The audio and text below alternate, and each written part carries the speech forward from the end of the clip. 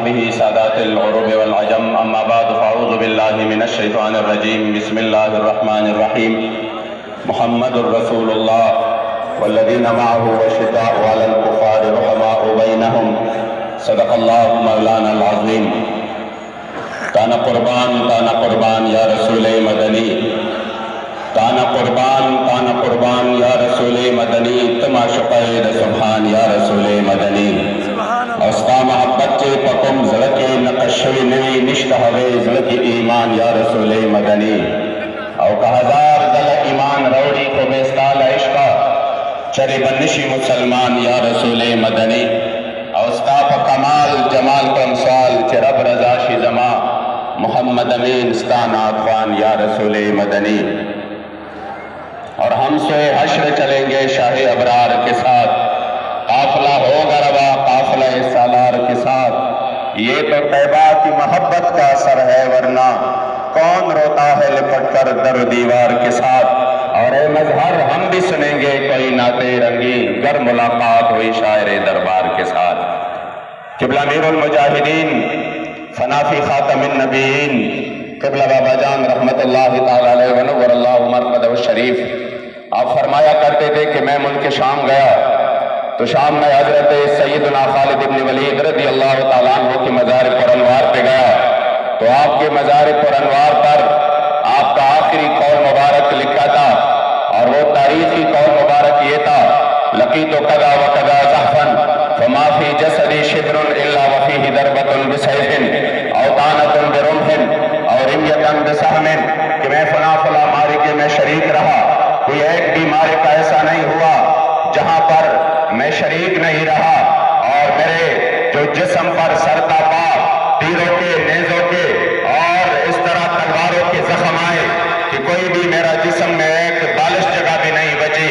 مگر جب آپ کو یعنی آپ کا آخری وقت تھا تو وصال کے وقت آپ نے ایک تاریخی جملہ ارشاد فرمایا، اور وہ یہ تھا کہ میں نے اس موت کو میدان کارزاد میں اور میدان جہاد میں بہت زیادہ ڈھونڈا لیکن مجھے ادھر نہیں ملا،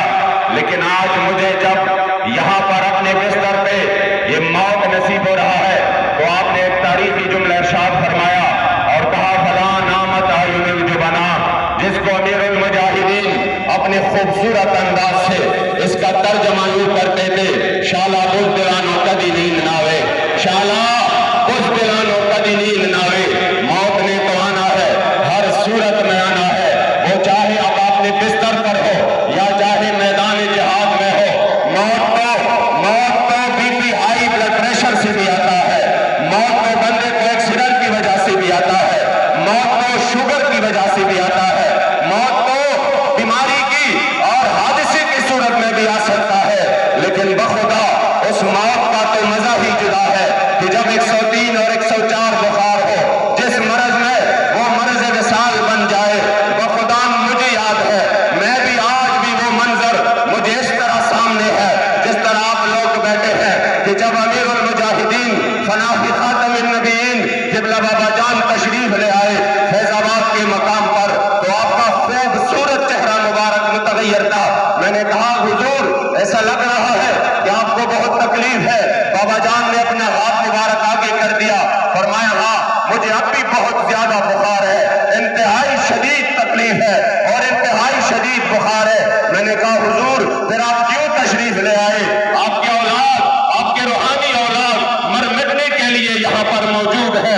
تو آپ کو اتنی تکلیف ہے، پھر کیوں آئے؟ آپ یاد رکھیے، ہمیں جس نے ناموس رسالت کا سبق سکھایا یہ اس مرد کلندر کی اسی وقت کی بے عین ہی الفاظ ہے جو میں آپ کے سامنے نقل کرتا ہوں۔ مجھے کہا: کیا بات کرتے ہو امین صاحب، یہ جان تو ہے ہی رسول اللہ کے لیے۔ اور پھر اسی حالت میں جب آپ نے حضور کی عزت پر پہرا دیا اور اپنے اس بیماری میں، اس تکلیف میں، اس مرض میں جو پھر وہ مرض الوصال بھی بن گیا، آپ یقین کریں اس حال میں دنیا سے چلے گئے کہ اپنے آخری ایام میں بھی پوری دنیا کو یہ پیغام دیا: بھلے آپ جتنے بھی انویسٹمنٹ کر لیں، آپ قادیانیت کو جتنے بھی پروموٹ کر لیں، لیکن اس مرد کلندر نے پھر سے وہ پیغام دیا کہ 1450